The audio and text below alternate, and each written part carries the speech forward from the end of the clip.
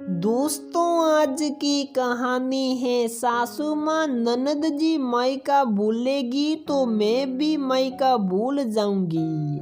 दोस्तों, कहानी शुरू करने से पहले अगर आपने हमारे चैनल को सब्सक्राइब नहीं किया है तो सब्सक्राइब कर लीजिए ताकि आपके पास पहुंचे हर नया वीडियो।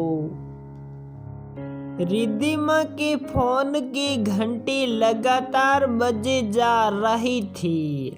उसने फोन उठाकर देखा तो फोन उसकी भाभी का था। फोन कट चुका था। वो सोचने लगी कि सुबह के 4 बजे क्यों किया। भाभी ने फोन। किसी अनहोनी की आशंका में उसने घबराहट में भाभी को फोन लगाया।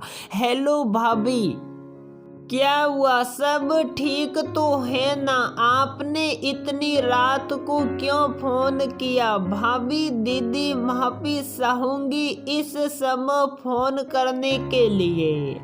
दरअसल माजी गिर गई है बाथरूम में और उनको ज्यादा चोट आई है। पापा जी का फोन आया था, उन्होंने ही बताया।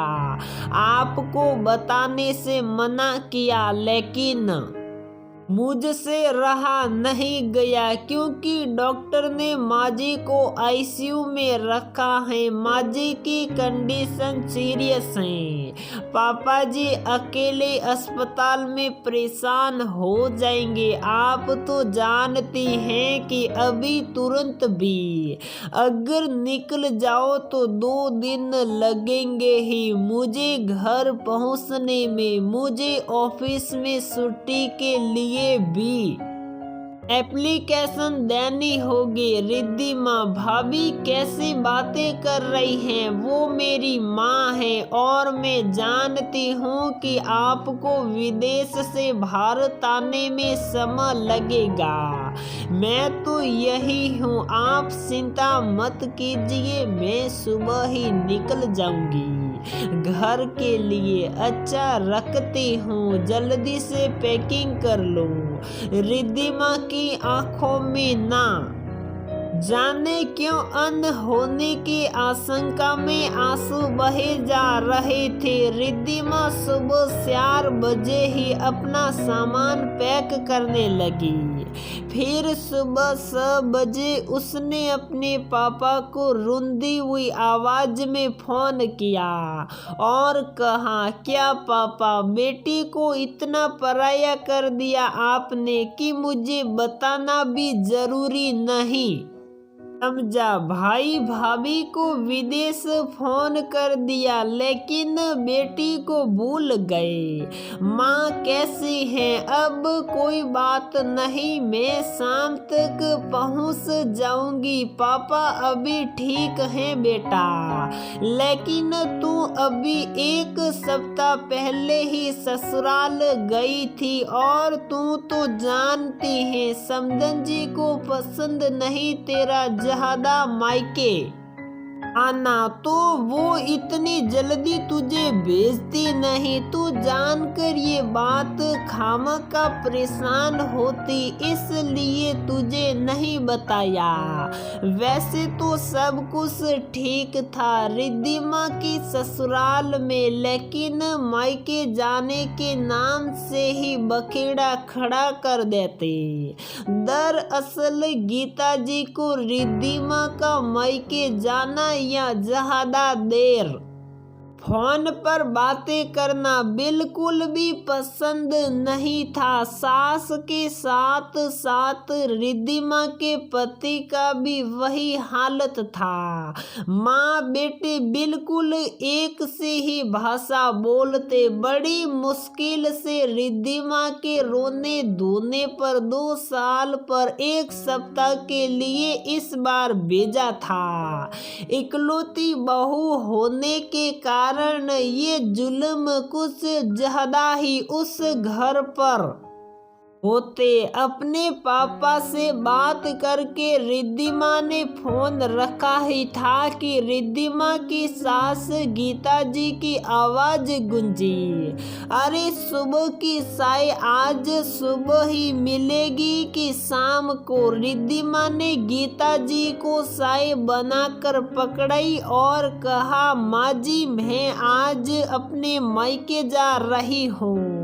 माँ गिर गई है बाथरूम में। गीता जी ये क्या नया नाटक है तुम्हारे मायके वालों का? बहू अभी एक सप्ताह पहले ही तो तुम आई हो और फिर जाने की बात करने लगी। कोई जरूरत नहीं जाने की, समझी? तुम्हारे भाई भाभी को बोलो आने के लिए। तुम्हें तो पता है आज सीमा ननद आएगी। देखो बहू बुरा मत मानना, लेकिन तुम्हारी माँ के कर्म ही अच्छे नहीं जो एक बेटा बहू से भी नहीं बनती। तभी तो बेटा बहू दूर विदेश में नौकरी करके बस गई। वैसे भी तुम्हारी अब शादी हो गई है तो तुम्हारा पहला फर्ज ससुराल की तरफ होना चाहिए, मायके की तरफ नहीं। अब तुम मायका भूल जाओ, समझी? तभी पीछे से रिद्धिमा के पति रोहन ने अपनी माँ का साथ देते हुए कहा, माँ बिल्कुल ठीक कह रही है रिद्धिमा। वैसे भी जिन लड़कियों का मायके से ज्यादा लगाव रहता है उनका ससुराल में कभी किसी से नहीं बनता, इसलिए दूरी बहुत जरूरी है।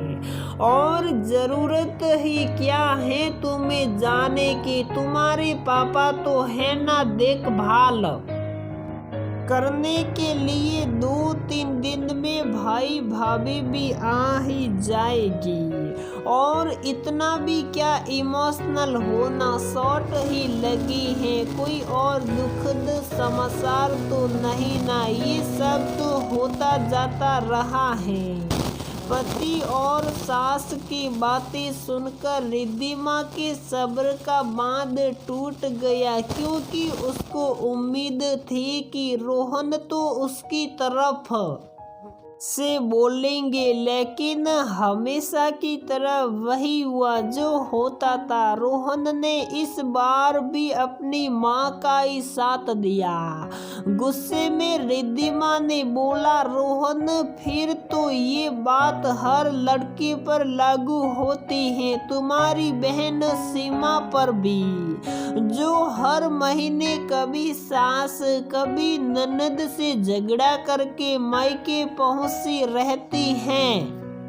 और माजी मायका भूल जाऊं क्योंकि मेरी शादी हो गई है और मैं आपके घर की बहू हूँ। तो एक बात याद दिला दूं कि मायके से ही मेरा वजूद जुड़ा है, जिसको भूलना मेरे लिए तो नामुमकिन है। और हाँ, अगर मैं एक बेटी होने की जिम्मेदारी नहीं निभा पाई तो बहू होने की भी नहीं निभा पाऊंगी।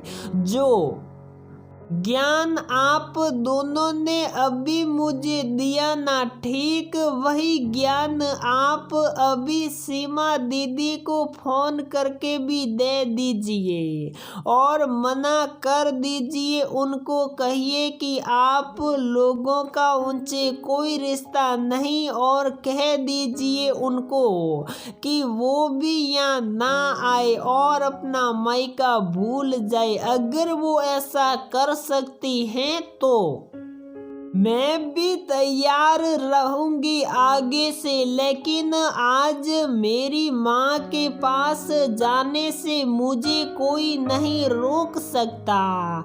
रिद्धिमा अपना बैग पैक कर और 4 साल की बेटी को साथ लेकर निकलने लगी तो सास ने कहा, अगर आज तुमने मेरे घर से बाहर बिना मेरी इजाजत के कदम निकाला तो फिर इस घर ये तुम्हारा कोई रिश्ता नहीं होगा, फिर पड़ी रहना जिंदगी भर मायके में, समझी। रिद्धिमा ने घर से निकलते हुए कहा, माँ जी, पहली बात कि ये घर सिर्फ आपका नहीं मेरा भी है। इस पर जितना आपका हक है उतना ही मेरा भी हक है, सामाजिक और कानूनी दोनों तरीकों से।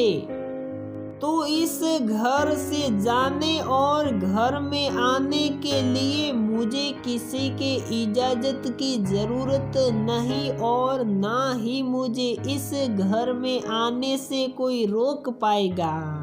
और हाँ, एक बात और, आप मेरी माँ के कर्मों की चिंता ना करें, क्योंकि मेरी माँ ने खुद की खुशी के लिए बेटे बहू की खुशियों का गला नहीं घोटा।